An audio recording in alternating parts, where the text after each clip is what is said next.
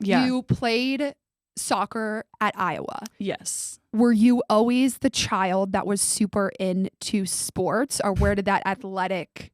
Yes. I was always very competitive in everything. I have like no musical talent, so that's kind of out when you're competitive. Yeah. But yeah, I was Same. always athletic and I was always competitive, so it was always a good fit. I played a lot of different sports, and I got an offer from the University of Iowa, and I had a few other offers to play at smaller schools. And at that point in my life, I think I was just like bigger, better, go. Yeah. My dad also went to Iowa. I had ties, like I'm from the Midwest.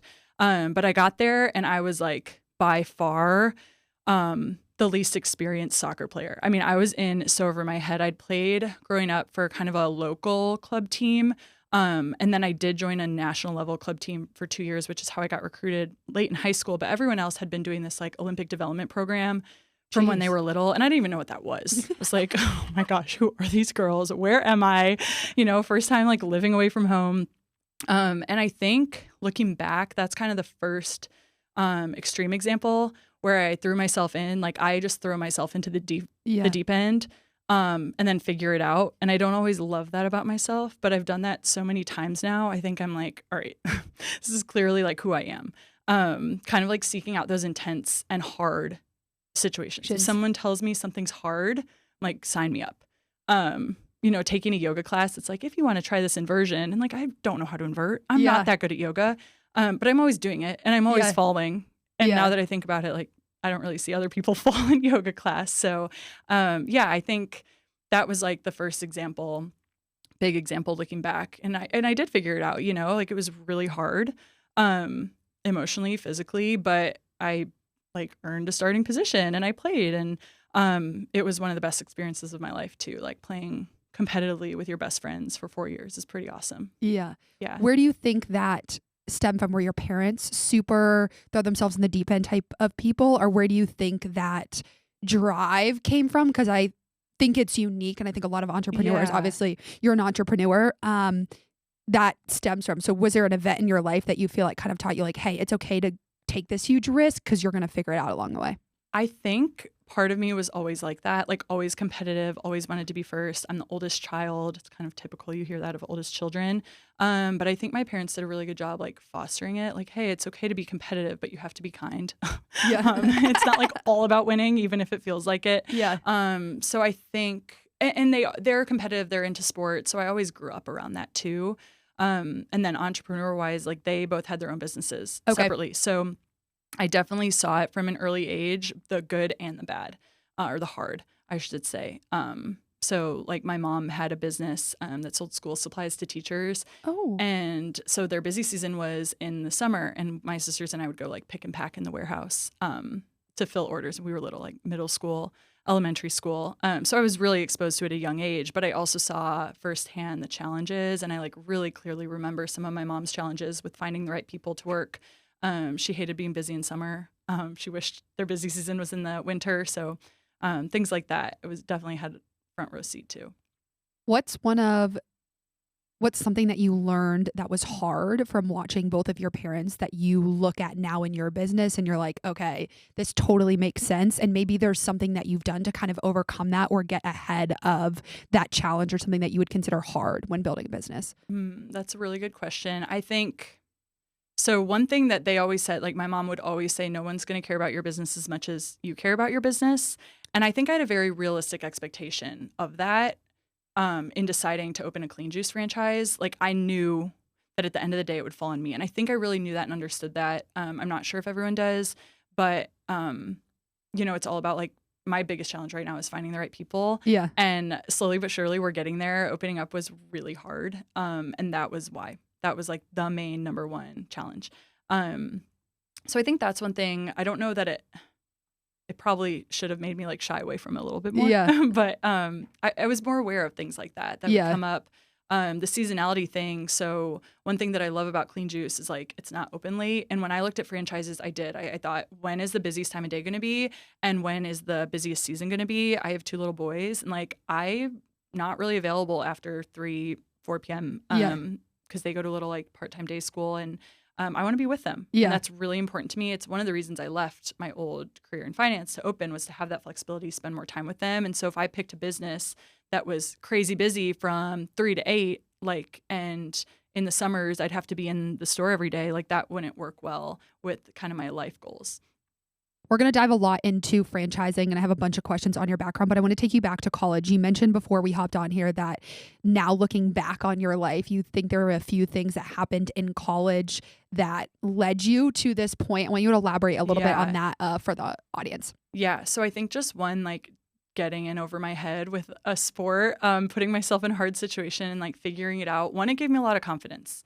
And then also I think hard is good a lot of times. Hard creates things, pressure creates things, and great things can come from it. It kind of taught me hard is not bad. It's hard.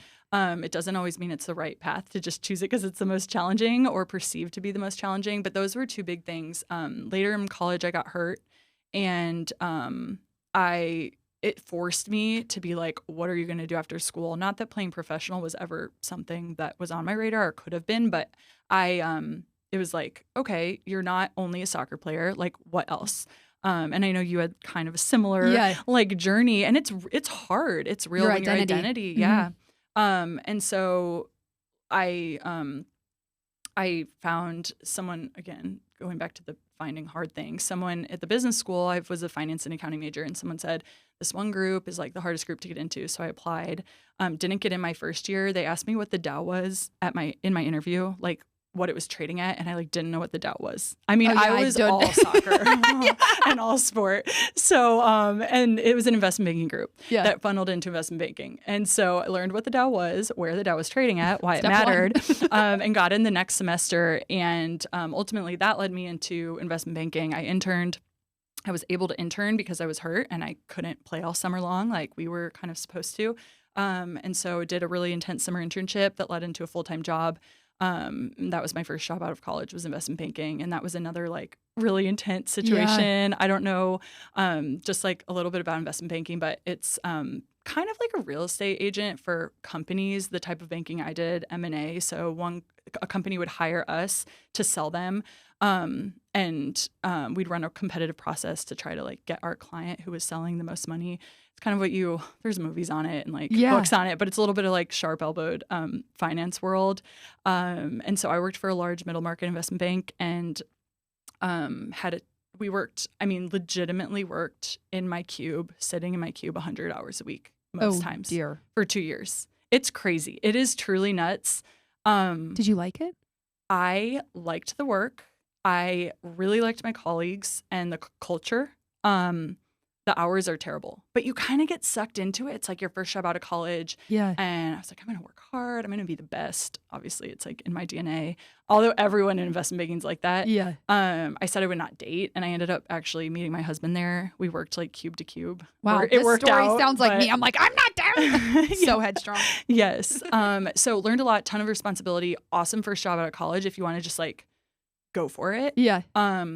Paid well, saved a lot of money because I never had time to spend it or do anything. And ultimately, the exit opportunities and kind of where it can get you is I don't know if there's a better career, just getting on kind of that high rising learning curve. So I left after, and it's really common, usually do 2 or 3 years, get burned out, leave and go to do something else and maybe come back, or leave and go to business school. I went into private equity. I went into a small lower middle market private equity firm in Dallas. My husband got a job in Dallas, which is what moved us both down here. He's from the Midwest too. Oh, okay. Where's he from? He's from Indiana. Oh, okay. Yes. We met in Wisconsin, and I went to school in Iowa. So it's total conversation killer in Dallas. Yeah. Flyover states. People are Indiana, I don't even know where to put it on a map. You know? Yeah. True. But yeah, so got a job with them, and it was consumer focused. And we did a lot of investing in franchise and a lot of work around franchisors. And that was kind of how I learned about what franchising even was. I used to just think McDonald's. You know? Yeah. I had no idea how many franchises there were. Which is, I think I've had a lot of, I've had a few people that have been in the Yes. franchise industry on this podcast. And I'm going to take us back because I think you said something that's super important. And I Yeah. just had this thought when I was on the plane yesterday that every single valley in my life, anything that's been so hard for me to do has always led to the biggest personal growth, professional growth, whatever it is. Yeah. And you hit the nail on the head. What advice would you give people that are going through something hard, or maybe they want to go into something that's hard, whether it's Yeah. taking a leap or taking a risk, on overcoming that and having a good mindset going into it that's not fear-based? Yeah. Yeah. I think first of all, like not to be scared. Cause like, and I said this earlier, but like hard is hard. It's not bad. It's not, I don't think shying away from something because it's hard is like, that doesn't make sense. Cause so many good Yeah. things can come from it. I think to someone who's in it, and honestly, I'm kind of in it right now with Clean Juice. Like we haven't been open a year yet. Yeah. I'm kind of, I feel like I'm coming out of it. But every day's hard. I think it's just like trying to be patient and trying to like remember your why. Like I always have come back to my why and always What's your like why? my big picture. Well, it kind of depends what it is, right? Okay. But like with Clean Juice, I mean, ultimately, like I'm really passionate about serving healthy food to people, especially to people that maybe one thought like they couldn't eat healthy because they like don't like it, like if you don't like a salad, and then also to people that are in kind of like environments where it's harder to be healthy. So for me personally, that's been corporate, where you're really busy. It's really hard to eat healthy when you need to be fast and convenient. And then the other one is like moms. It's really hard to feed your kids healthy food because all they want is pizza and chicken nuggets. Yeah. So it's like universal. Yeah. It's amazing. Yeah. Yeah. So There's a lot of, I will say, I feel like there's been a lot of development in healthy eating, which I think is great. But at the same time, it's hard to find a good balance of like, okay, you want your kids to like enjoy the not so great things so they learn it. Because I have seen situations where it's like, if you're restricting, like my parents always did a good job and I always lean towards healthy stuff now versus like really restricting the unhealthy stuff. You can see it's like there's a full-fledged sometimes towards that. You touched a little bit on moving into the VC and private equity, which we're going to spend a little bit of time here because I'm super fascinated with this entire business. And obviously I'm obsessed with entrepreneurship and startup. So why did you make the move into VC and the PE world after being an investment banker? Yes. So investment banking is called the sell side and VC private equity is called the buy side. It's really like most people, I think, if you want to get into the buy side, you start on the sell side. It's a really natural transition to go get that sell side experience and then move into the buy side. The buy side is where, so two reasons. When you're selling a company, you work with them, you sell them, and then you're done. And I never liked that because I was like, I'm so invested in them. I love this client. I want to see all these growth plans that we helped put on paper so that we could sell them. It's like, who's going to do them? Like, what's going to happen? And I wanted to be around to like see that. So with buy side, it's like you're buying a company. And then in my case, I was pretty hands-on, like working with our investments, like at their offices in a lot of cases. So it's like a longer term relationship. You get to see more, like learn more about the founders and like what they're doing, and you just see more. It's less about selling them, and it's more about truly like helping them take that next level to grow, so that ultimately you can sell them, which is why I kind of left that as well. Like I'm not driven by that. Like I didn't get excited by the big deals. But yeah, so does that answer your question? Yeah. Another question off of that. So being in the VC private equity, this is just new to me, and there's someone listening to this that's also new to them. What are 2 or 3 things that you feel like the VC private equity taught you about business that you didn't know previously? Oh, it taught me a lot. You can do more, but yeah, I think so. I mean, one of the things was just I'd never been in a position to lead a team. Okay. I mean, I had like interns when I was in investment banking, but I worked at a burger restaurant, like trained, our hostess, but that was it. Yeah. And so getting to work with like execs and who have been doing it their whole career, and really their job like is their team, like managing a team, enabling people below them, like just being so close to that and sitting in the board meetings and like seeing them do that. I think the only way to really get experience is by doing it. But like the next best thing is to be around the people who are the best at it and have been doing it for decades. So just like little things, learning from them. A lot of it a lot of the things I go back to are like, how are they empowering people? And then how are they like changing how they interact with people based on their strengths? Not Give just an example. like some people respond really well to very direct feedback and frankly want that. They're like, stop with this fluff. Like, I'm over me. you talking. Yeah, same. I'm that way. So my first instinct is to give that way. Same. I have team members who don't, they will shut down and they will feel like if I ask them to do something differently, like the avocado toast, if I give them a tip on how to spread the avocado, it's like I personally offended them. So I have to deliver it differently and it's worth it. It's worth it to take that extra time to think, who is this person and how are they going to receive this feedback best?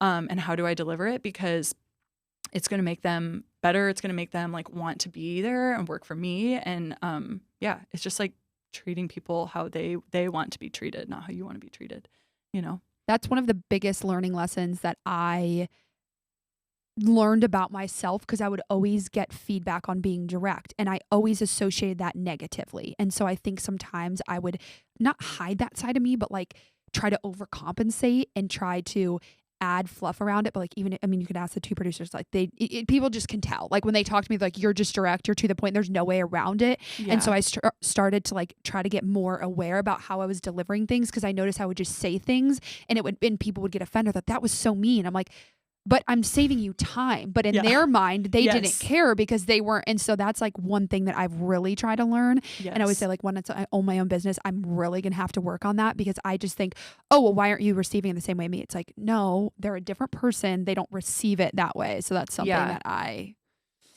struggle with. That's a big one. That was like one of the most valuable experiences, was just exposure in general to like people who are awesome at their jobs. And a lot of them were founders, and what I was doing in private equity was like smaller companies. So it was like always founder owned. And so that was awesome. And I don't know like any other job where I could have had that exposure to so many different amazing people.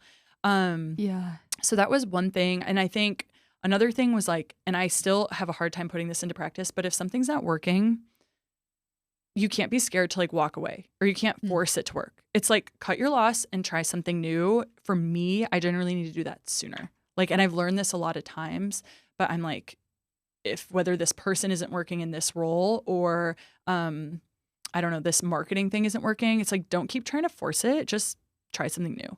Why do you feel like that? Why do you feel that is?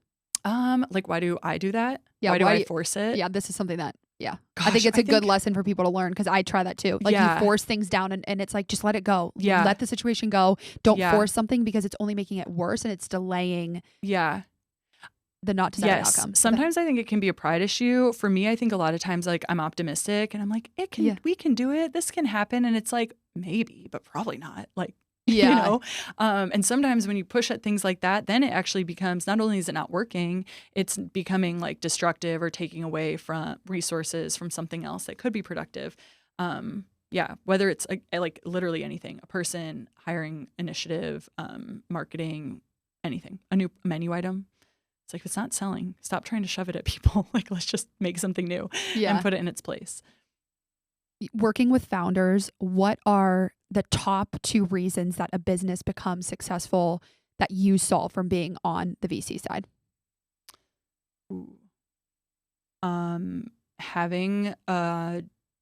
I would say having like a passion. Okay. For sure. Passion. Not that it's necessary, because I also saw it where it was like the passion was around making a successful business, not necessarily the product, but it's still a passion. Yeah. It matters. That was like universal. There was some type of passion there. And then, I think one of the other things, I don't know how to put it into words, but it was just kind of like having a well-rounded, a well-rounded business, whether it's because you're just like so talented in so many areas and able to like discern in different areas and do it all, or you're surrounding yourself with people who can. But so my firm was focused in the consumer space, and one thing we saw that was really challenging in a lot of consumer businesses, definitely not all, but there were some founders who were maybe more like artistic but didn't think the business side through. And so it was like, yeah, that product is legitimately probably the best in its category, but no one's ever going to know about it because the business plan and the costs that you've put together to support it. Like it can't be a business on its own. I see what you're One saying. example, like there was a cosmetic brand and like this product was amazing, but the founder was much more concerned with like spending all their money on images or like for marketing and like photographer than like reaching out to stores who could actually sell the product. So it's like, Got it. Just prioritizing. It's like one example. Yeah. But I don't know if that makes sense. So it's kind of like that well-rounded. So to answer your question, passion and then knowing how to do everything or being able to figure out everything, but just like some type of well-roundedness. And a lot of people surround themselves with people that have that. I was going to say that's one of the biggest things that I've learned is surrounding yourself with the right people, because I tend to have the I can do everything mindset. And I've quickly learned just through like going inwards and like developing self-awareness that it's just not true.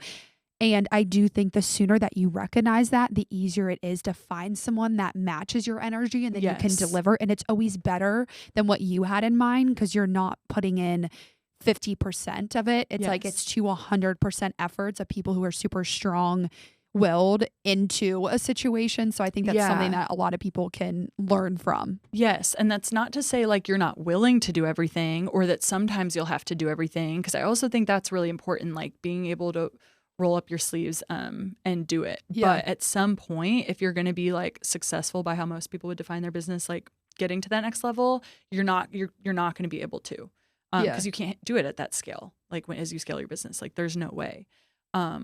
So yeah, it's kind of that balance between being able to try everything and roll up your sleeves and do the dirty work, or the like different hard work that's uncomfortable.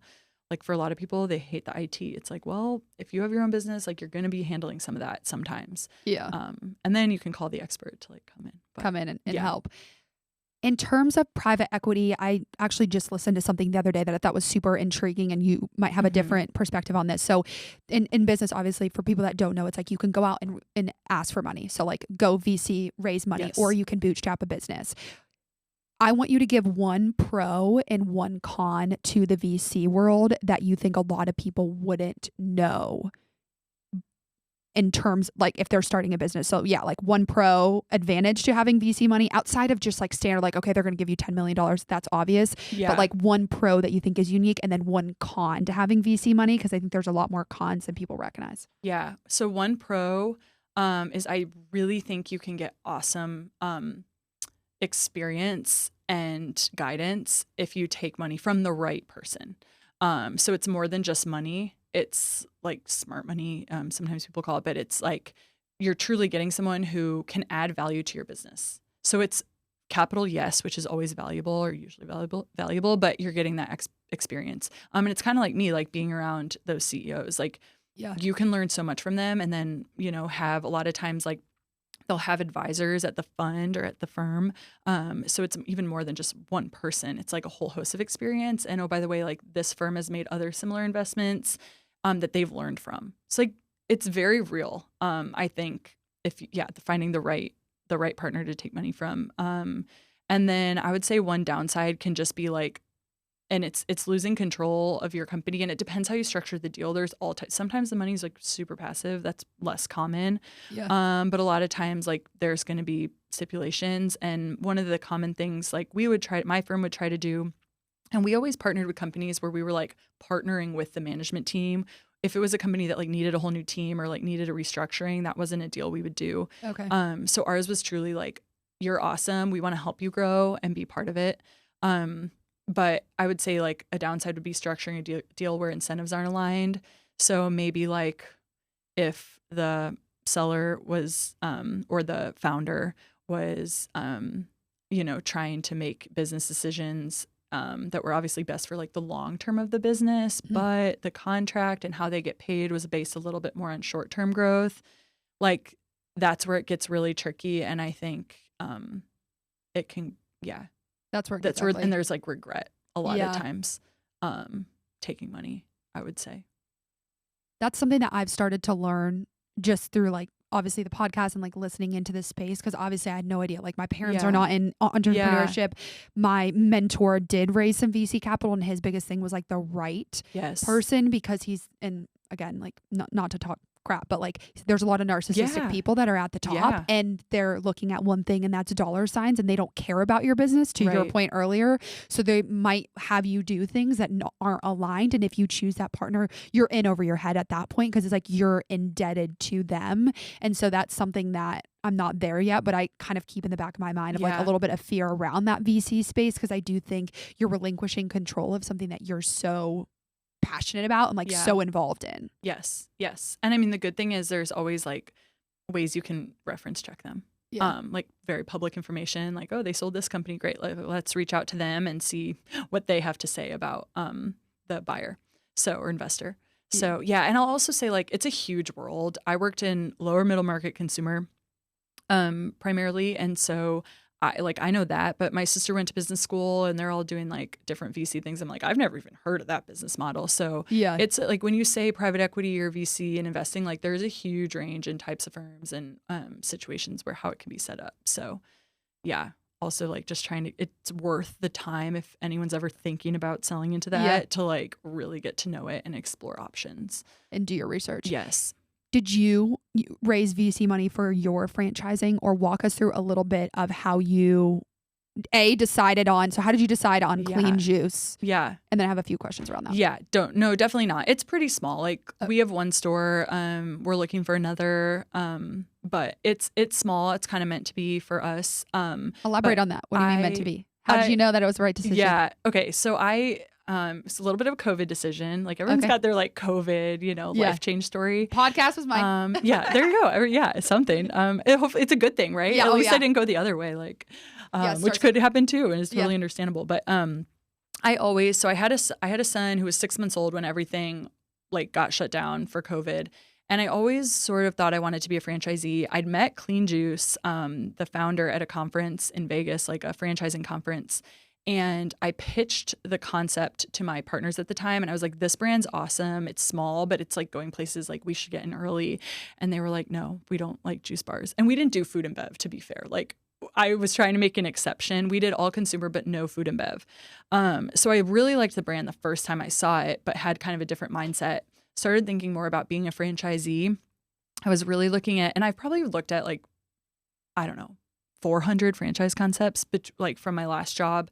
And then just personally, I've looked at a ton of Why franchising? Franchise. So we invested in franchisors, my firm, that did consumer. So, and I spent most of my time in franchise industry. So you knew you liked that. Yes. And then franchising. So kind of said earlier how I grew up with entrepreneurial parents. I feel like I knew I wanted to do my own thing, but also have some sort of template, and not do everything on your own. Mm-hmm. So, like for going on a tangent, but last week our point of sale like register shut down, just stopped working. It's how we accept payment. So I like everything's free. Yeah, right. So, yeah, for an hour it was. So I'm on the phone with IT because like I don't have an IT team. I'm on the phone with the register. It's called Toast is the brand. They're awesome, by the way.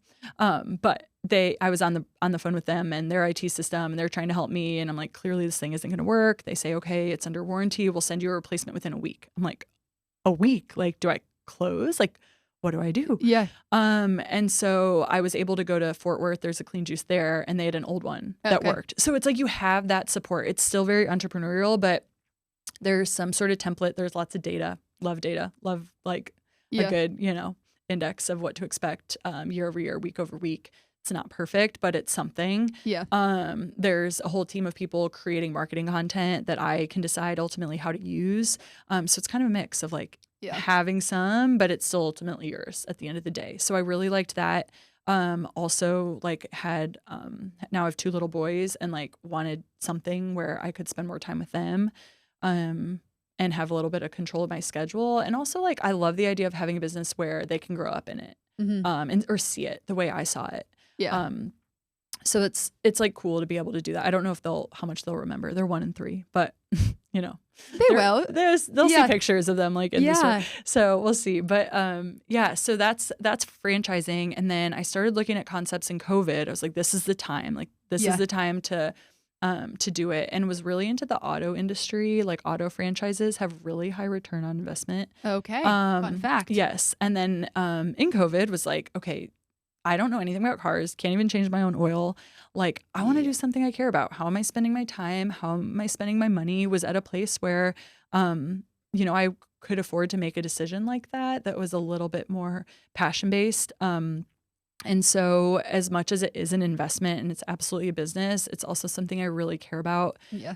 When I had my first son, I got obsessed to a crazy degree about what I was putting in his little body. And organic's really important to me. And the more I learned about that, and ingredients are really important to me. I think one of the reasons it's hard to eat healthy is because it's hard to know what healthy actually is. Mm-hmm. There's a lot of different opinions, but there's also like a lot of different products that are marketed as healthy and they're clearly not healthy. Mm-hmm. Yes. And I think that sucks. Like it's very unfair to people to be like, okay, you need to spend hours learning about how to read nutrition labels.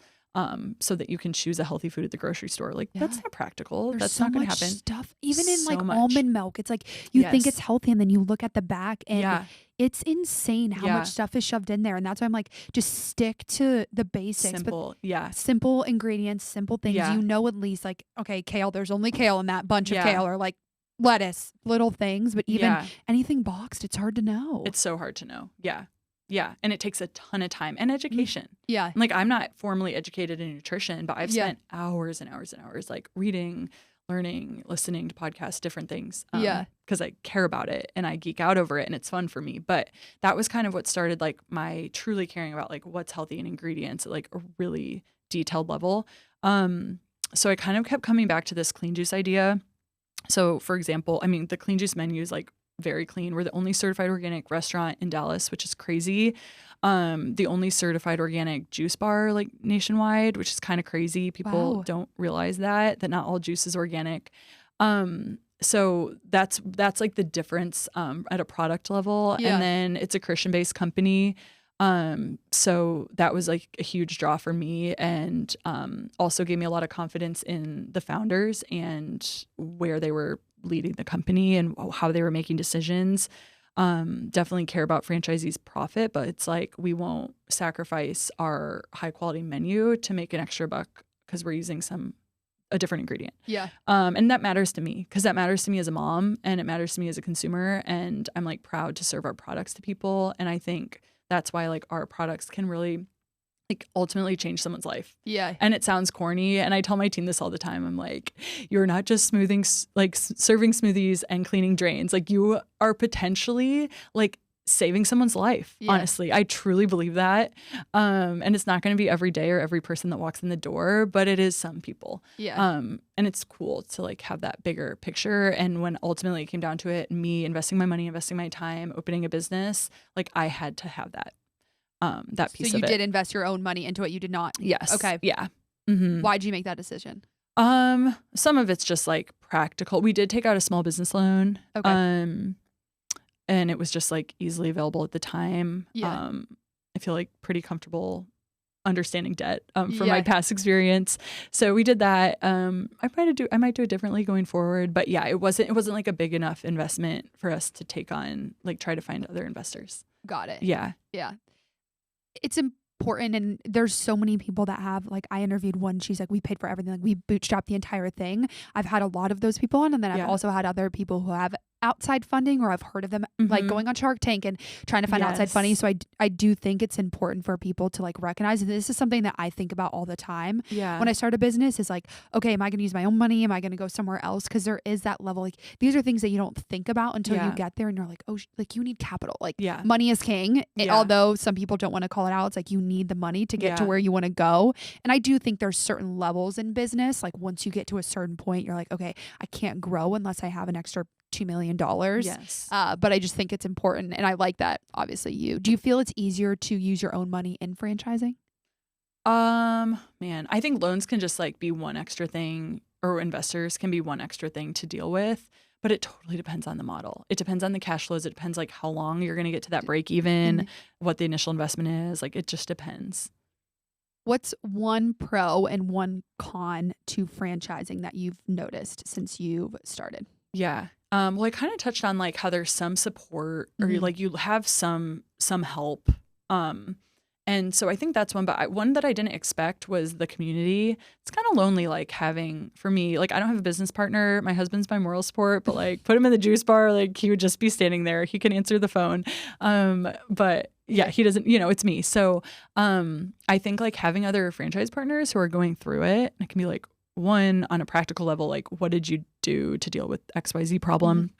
And then two, like, I'm having a hard week, so I'm going to call like my girl in Houston who we opened around the same time, and she's going to like pick me up, and that's been awesome for me. And I didn't expect that, like needing that or how valuable it would be. I think I also have it with business owners in Dallas who I've like gotten to know, or friends that have opened their own thing, but that's kind of become my like community at work. Yeah. So not just franchising, I guess you can have that other ways, but that's a big one. And then con, I mean, you had, and I know you had when the Edible Arrangements podcast you had. Oh yeah, his big thing was like you have to buy into the system, like you're buying into their everything. Yeah. So there's definitely things the franchise does where I'm like either feel like I'm just along for the ride, and it's like a game of crack the whip, and I'm like, oh man, here we go. Like I'm at the end of the whip, just like I don't know what to expect. But for the most part, like they're really good at communicating. I did a lot of diligence on the franchise. I knew what I was buying into. So there's decisions that they make that I don't like fully agree with, but I also don't fully understand because they're the ones with the data and like they have the experience. And so, it's what you sign up for. One thing that I've heard across the board, and you seem like a very like independent person in nature. And I was thinking about this last night. These episodes are always well timed, but I do think it can be a lonely journey. And I never really recognize that because I haven't been fully into it like this podcast, but I was reflecting on that last night because I'm so used to like having coworkers and bouncing ideas off of it. But when you're at the top, it's like you have people that you can go to below you, but in a sense you're not really asking them for advice because it's like they're coming to you for advice. So is this navigating? And I think that's why I put such an emphasis on like meeting people like you and all the entrepreneurs I have on, because I know one day when I get there I'm going to need their support and guidance. I'm like, what am I supposed to do in this situation? Because there's only a handful of people that are doing it, and it's not always like a one size fits all situation either. I think it's like necessary for kind of like sanity, and also so practical for businesses. Like I'm such a big fan of like a rising tide rises all ships. And I find that smaller business, like mom and pop kind of founders, like smaller businesses or who are in it at this stage where I'm at, still pretty new, believe that too. And like I came from a world of many more where it was not uncommon to find sharp elbows. And that's not the world that I've like found since opening Clean Juice. I have some really good girlfriends who own their own business, and we're actually trying to get a group together, like a female business owners in Dallas, to have kind of a social event, but also like some structure around like, all right, this week it's like your turn or like a few of your turns to share your pain points, and let's just like brainstorm, but also like let's drink wine and commiserate a little bit because it's hard. So you should definitely do that. Invite me. Yes, I will. I will.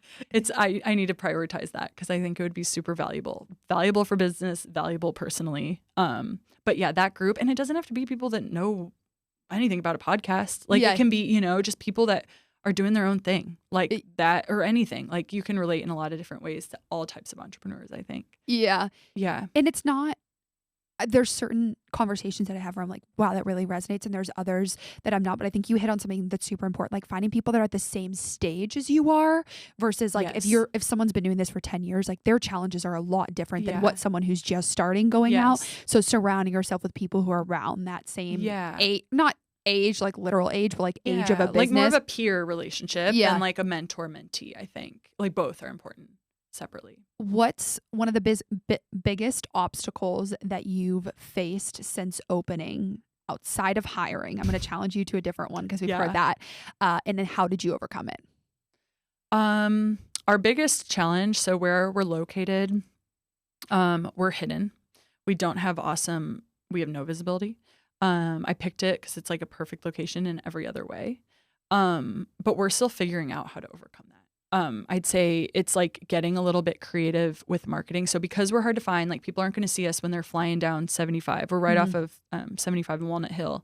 So two like busy roads, and we don't have street visibility because we're like in a courtyard. Yes. I love the pokey place right there. Yes, we're right there. Yeah. You know where we are. Yeah. So it's been thinking, and it's going like slowly, but how can we go out to bring people into us? So it's thinking about that from a marketing perspective, like sending them a physical BOGO so that they come into our door. That was like really effective. We did that recently. And now they know where we're at. And now they know that they can come to a place where it's easy parking. It's very convenient once you know we're there. And then the other thing is we are like across the street from a huge hospital and have tons of healthcare. And so I've just been like trying to really grow our catering and do that in creative ways to like incentivize people to order from us and make it really easy for them. And that's something where I'm kind of on my own because Clean Juice is not a huge catering brand. We have like, it should be, I think. I'm obviously biased. Yeah. We have like wrap, salad smoothies, acai bowls, all that stuff. It's been really popular and well received. It's just trying to like build awareness there because it doesn't really matter if we're hidden when we're delivering huge orders outside of us. So those are two examples. But I mean, we haven't even been open a year. So a lot of it's just been like being patient and kind of what I mentioned earlier. If something's not working, like, okay, try something new. Keeping like budget in mind and time as a resource in mind. But what advice would you give someone on being patient and trusting the process? Oh gosh, I'm working on it, but I'm a Christian. And so like for me, and I think like believing whatever it is, but like believing in something bigger. And for me, it's like, he's got me. I'm here for a reason. I really felt called to open Clean Juice. And I think like there's a chance that I was called to be here and to open it because it's not going to work. And I'm going to learn something from it. Like, I don't think that's the case. And I'm certainly, but that could happen. Like, look at what COVID did to a lot of businesses. I mean, that can always happen.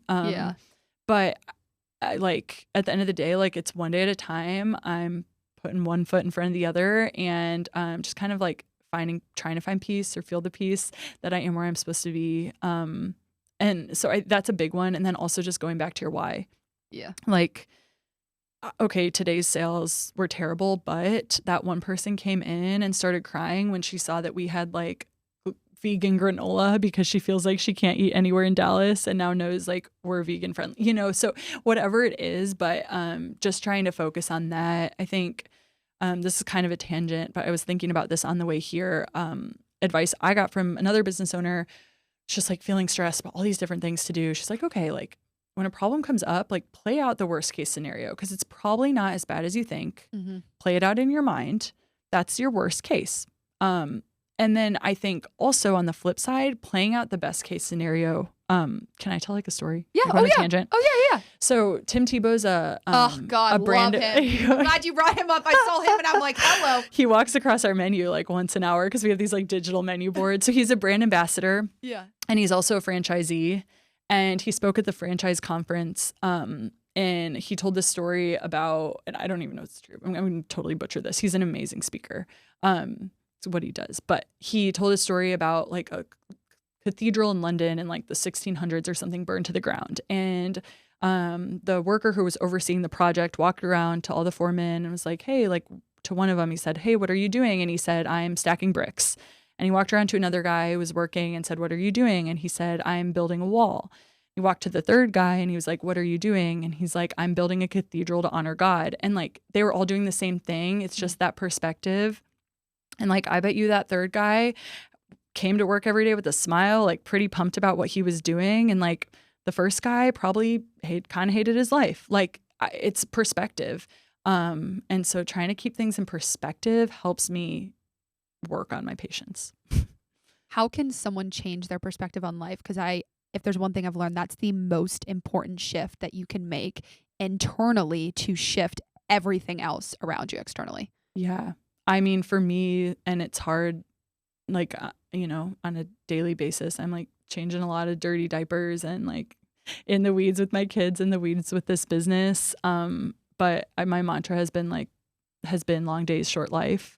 I don't know. And I don't even know where I first heard that, but I think like listening to, for me, it's like sermons and podcasts and surrounding yourself with people that have that perspective. Like, I think it's a constant, like it's not just one thing you hear and you're like, now I have a great perspective for the rest of my life. Like it's a constant, picking yourself up and lifting your head up and seeing the world that way. And for me, like it does come from surrounding myself with people or things that are pouring into me that bigger perspective.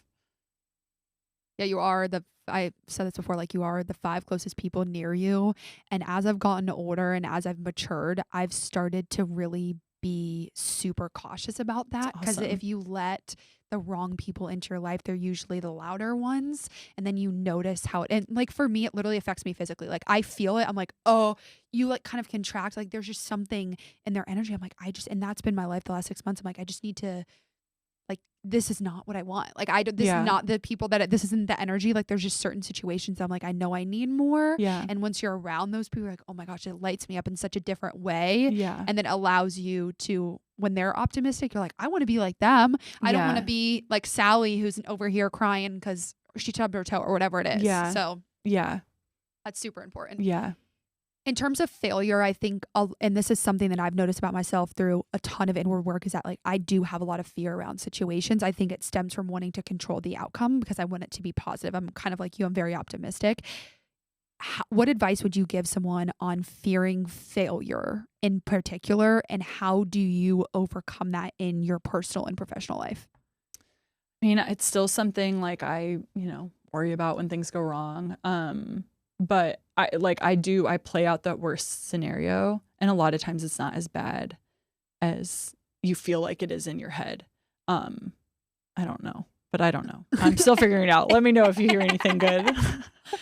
It's hard to overcome because it's a feeling. And so for me, sometimes it's sitting with it and kind of doing what you're doing. What's the best case scenario? And then what's the worst case scenario? Yeah. And I think once you recognize what the worst case scenario is, it makes that risk or that step to get through it that much easier because you're like, okay, it's not that bad.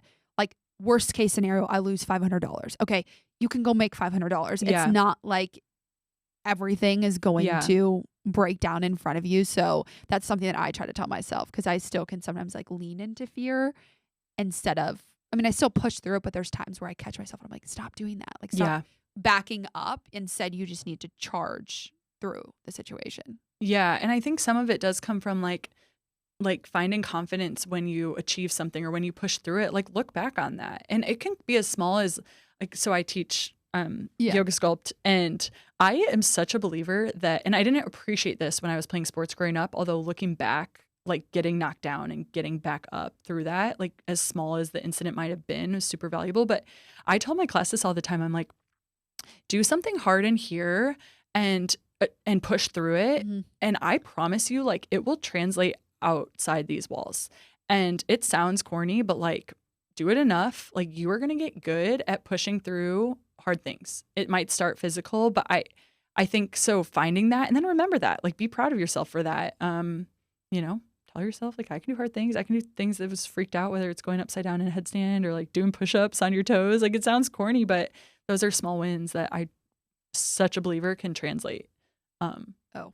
Yeah. I think about it all the time when I'm running and I get to the point. Like on Monday, I was like, I thought I was going to make myself throw up because I was like trying to hit this time or whatever. And then after I was like, I can do so many other things after this. Like once you push yourself and you push your body to a point of like, you're doing something really hard and you're challenging yourself. And I think that was what really shifted in me. I think sports had a lot to do with it, but I feel like that's where a lot of my confidence, like my hard-headedness came from, was like, I've done so many things that are hard on my physical and mental and emotional body through sports and like, through losing and through winning, just so much stuff that I feel like even my parents would like push me through. And at times I was like, why are they pushing me? And now looking back, I'm like, if I would have quit when I wanted to quit, I would have never learned all the lessons along the way, which I think is so important for people to take away. And we kind of touched on like the lowest of lows in your life are usually leading to something more. And it's just recognized like in those hard moments, you're a step, a day, a week, a month away from an outcome that if you just keep moving, you're going to be there. Yes. Yeah. And it's going to be so much greater than you could ever imagine. This is what I tell myself. It is. It's an optimistic perspective, but like that's what gets you to the next level. So like just keep going to the next level, like leveling up that way, Yeah. What's one thing that you didn't know about yourself before starting a business? Ooh. Do personals. Like if there's something that you thought about yourself and then you started a business and you're like, wow, I had no idea that this was either how you reacted to a situation or just like a personality trait that you feel you've learned.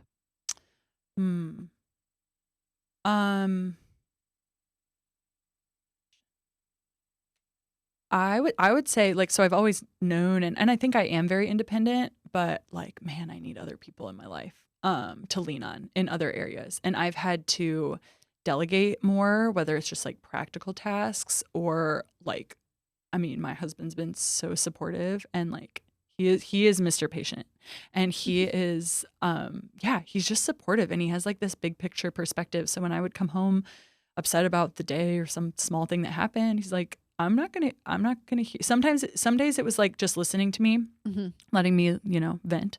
And some days it was like, I don't want to hear that until like, we'll talk about it in 6 months. And if you still feel that way, like, then we'll make a rational decision. But like, you cannot make a business decision based on one day, emotion versus logic. Yeah, I just need people. Yeah. And it's been the most humbling year of my life. So we signed our franchise agreement and found out 2 days later we were expecting our second son, which is awesome. But so 9 months of pregnancy, and then like we agreed to open a franchise in 9 months. So it's like two things stacked on top of each other.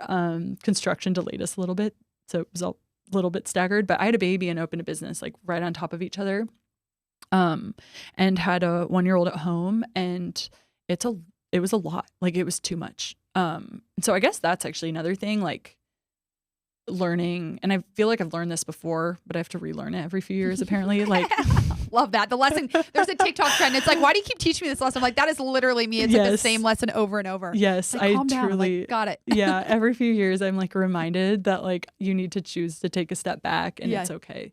It's like nothing new in 2022. That was like my goal or my plan, I guess. And I did. Nothing new in 2022. So how do you balance the two, having a family and then running a business? Or do you have advice? Or it's totally day by day, but I think just like, again, like having that support in place is huge. But it's prioritizing. Like, if I've got to leave, if something's going on at the store but I have to go pick my kids up, like I have to go pick my kids up. Having the right team in place at the store has been huge. And then just making decisions that align with ultimately your values, because you can't do everything. Some days you can, but sometimes you can't, and things come up, and like just feeling okay knowing that you made a decision that maybe wasn't the best for this because it was best for that. I mean, there's trade-offs. I don't know if that's a good answer. Compromise. This is another lesson that I am definitely going to learn. The day that I get into a relationship, it's funny because, Laura, obviously, but her boyfriend was like, I think compromise is going to be something you're going to need to learn. And I'm like, yeah, you're telling me, because I'm so used to, when you're so used to doing things on your own, it's such a big adjustment. Even I was just home with my parents, and like, I like to do certain things certain way, and my mom does too. And then it's like, two hard heads come together because it's like she wants to cook this way and then I want to cook this way, and I'm like, I usually just bail out because I am like pretty passive in some things. Like if it's not, if I don't care that much about it, I'm like, whatever, okay, I'm over it. But that is one thing that I notice of like compromise and understanding what's worth the fight and what's worth the energy and what's just better to walk away. I'm the same way. Like, I can't necessarily turn my competitiveness on and off. I'm just not competitive about certain things, and I'm hyper competitive about some things. So yeah, I'm like that too, like passive in some ways. But I do, like, to your point, I think compromise is huge, but like, it's like your friends. When you find that those right people and that right group, like, you're pumped for them. You're pumped to do things for them. You struggle with them, and it's, finding the right person. You mentioned a little bit that you're super into yoga and fitness, which I know that's how I met her. What are certain things or habits, daily things that you do for yourself personally that you feel make you the best mom, wife, and business owner? Yes. For me, like sweating or being active enough, like to break a sweat, like doing something hard like that every day, if I can. This past year, I've not done it every day, but like every few days. My husband will be like, you need to go to yoga today. like I got the boys, like you need to go. That just keeps me. And it helps me show up the best. I also like love like in yoga sculpt, I love feeling strong in the room. And I think, again, like I can take that with me outside the four walls, gives you confidence. So that's the biggest thing. It's just like being regular about moving my body. What's the biggest piece of advice that you've gotten in your life that you want to relay to the audience? Man, I don't know. That's a hard one. I think, and I don't remember the words my parents used when I was younger, but I had kind of mentioned like how I was so competitive, and my mom tells a story about she had hosted play group and she brought cookies out, and I like immediately grabbed the biggest cookie, and it's like, she's like, no, like you let your friends grab one first and you wait. But it's this mentality that like rising tide rises all ships. I think having that in business and having that in life, like makes it all better. It makes it all more enjoyable. Yeah. And for someone who's competitive, like I do think that can be hard and maybe not the innate like place you go when you think of winning and being on top by yourself, but like it doesn't have to be that way. I think this is from sports because there's only usually one winner and everyone else is a loser in a situation, like to put it very bluntly. Yeah, and I think that translates to business. And so you think that if you at the top, then everyone else below you has to lose. And that's what I've noticed about myself. It's like, no. You kind of got to kick that there. You need to like drive with that competitive nature, but just because you're winning and you're succeeding doesn't mean that you're taking away from someone else's pie. And a guest said that. And ever since then, I've like completely switched my mentality because it is so true. We're hardwired to think that if we're winning, everyone else is a loser. When in reality, when it comes to business, obviously if you're going into a super saturated market or there's certain things, but the book I'm reading right now is like, if you're better or you're different, you're going to be successful. That's all you have to do. It's really simple. And so I think that's super important. And that's something that I try to like rewire my brain. It's like, it's okay. Yeah. Sports teaches you kind of one way. I mean, unless you're on like a team sport. But either way, it's like this win versus loss where it's like, okay, if you're winning, someone else can also win alongside you. Yeah. And I think, juice is a super saturated market. In Dallas, there's tons of healthy options. I mentioned we're the only certified organic, which is like, so it basically means we have that stamp you see at the grocery store on our menu. But like, I love other people that are like, oh, I go to this juice bar on the other side of town, and that's how I first learned about juice. I'm like, awesome. Like they did the hard part. Like they educated someone on what the power of a juice cleanse or the power of eating a healthy smoothie for lunch and sneaking your spinach in that way can do. Like that's the hard part, is educating someone on that. And now they're coming to me and probably going to them too. And at the end of the day, like I want the world to be healthier. I want this country to be healthier. And I want like families in my local community to be healthier and to be able to like enjoy it, do it in like a fun, easy way. And so it doesn't really matter like how many others are. When I picked my location, I was like, this is great. There's no one around me. Yeah. It's certainly something to consider in that way, but it's not worth like sabotaging another business. I would love to meet the founders of like, there's another local like juice bar in Dallas that started 10 years ago. And I would love to meet them and like pick their brains, and I think it's awesome what they're doing. Who is it? The Gem Juice Bar. They're like have a couple locations on the tollway. Doesn't she go to Ritual One? Yeah. Okay. Yes. Yeah. Yes. I know I could. I should. I really should. She's super nice. Okay. She's good. super nice. I haven't had her on the podcast, but I used to take next to her, and she was always so good. nice. I really should then. Yeah. I should do that because I like love what I think it's amazing that they started a concept like that 10 years ago. When it was so new and like so foreign to most people. Yeah. So yeah. And I hope they would feel the same about me. Like, yeah, that they're pumped that we're feeding people healthy food on the other side of Dallas. Yeah. So, doing it a different way. Yeah. Pimp yourself out. So I have one final question that's everyone, but before we get there, pimp yourself out. So where can people find you? If you do any discount codes or anything, like tell the audience where they can find you. I'll put everything in the show notes. Yeah. So our location, on social media, we're Clean Juice the Hill, Dallas. And we're located at Walnut Hill and 75. If anyone's interested in like juice cleanse, catering, any of that stuff, just DM us, and happy to like give a discount and make it work for whatever needs there are. We're growing our business, and so I love like supporting other local businesses, and it means so much when people support you as like an entrepreneur. I'm sure you feel this, but we've had days where someone will come in and buy like a 5-day cleanse, and I want to hug them. I won't. I promise I won't. But yeah, you're like so grateful for every little thing and every little intro. Yeah. Okay. Perfect. Well, I'll put all of that in the show notes.